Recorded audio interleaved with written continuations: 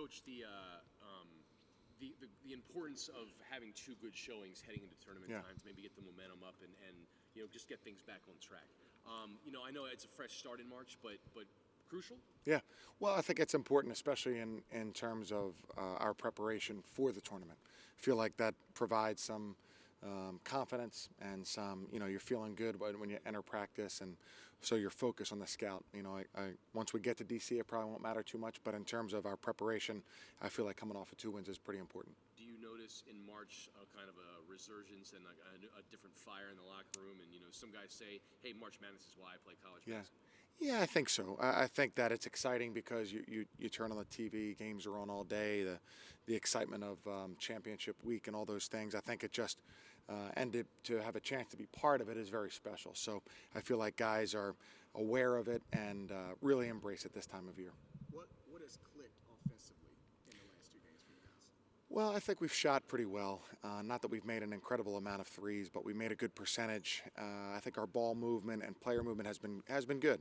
But I think making shots helps spread the floor, helps give us room for Grant inside, for some drives. Our points in the paint are very high. And a lot of that has to do with making threes and making sure the floor can be that much more spread out. You talk about the momentum going into the tournament. How big of a momentum swing was to win at George Mason and kind of get that mental hurdle out of your system? Yeah, that was good. That was a good win for us. They're a really good team, and both teams had a lot to play for. So I think that was good. More importantly, how we played. We defended well, and we defended in an opportunistic way. I mean, we had turnovers that created points for us, and then obviously we played very well on offense. So I feel like that was good. And again, once we get there, nothing will matter. But it feels good for the time being. Thoughts on the matchup with Duquesne? You guys got them at their place, but that feels like it was so long ago. I'm sure you guys have both made some adjustments. Sure, exactly. I think the teams are probably so different now. They're a very good team, the most physical team we played this year in conference. They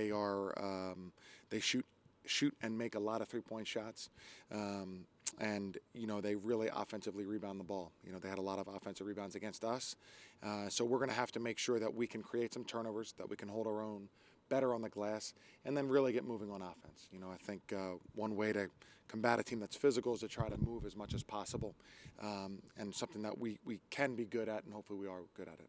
How do you handle your lineups when the potential is there for 4 games in 4 days? I mean, you have to coach to win that game in front of you, or there is nothing to worry about. But what line do you have to walk as a coach to deal with that? Yeah, well, for us, I don't think we can worry too much about that. I think we have to play to win the Duquesne game and then figure out where we are after that.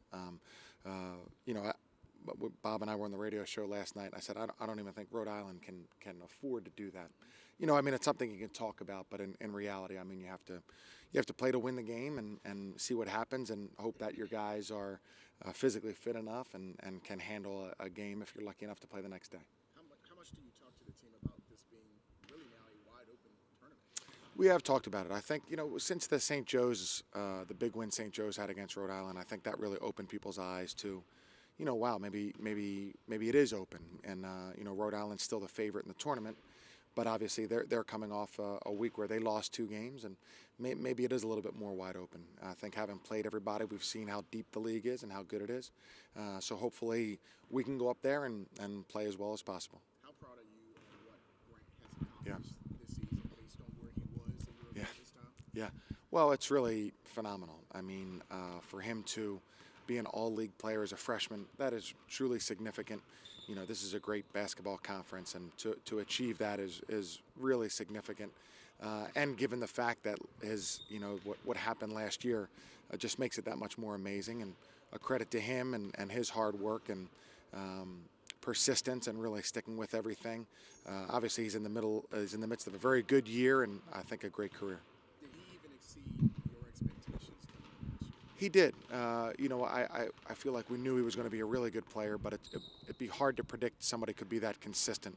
Someone that size and that age could be consistent. And he's really done great things during the course of the year. And from the beginning of the season to now, he's improved, but he's been a very solid player all year, and that's really impressive. Talking about the league being wide open, how closely were you following the tiebreakers on Saturday night? Just all those teams at 9-9. Not closely enough, I guess. Well, yeah, I think we were following it really closely. You know, everybody was jumbled there to a certain extent.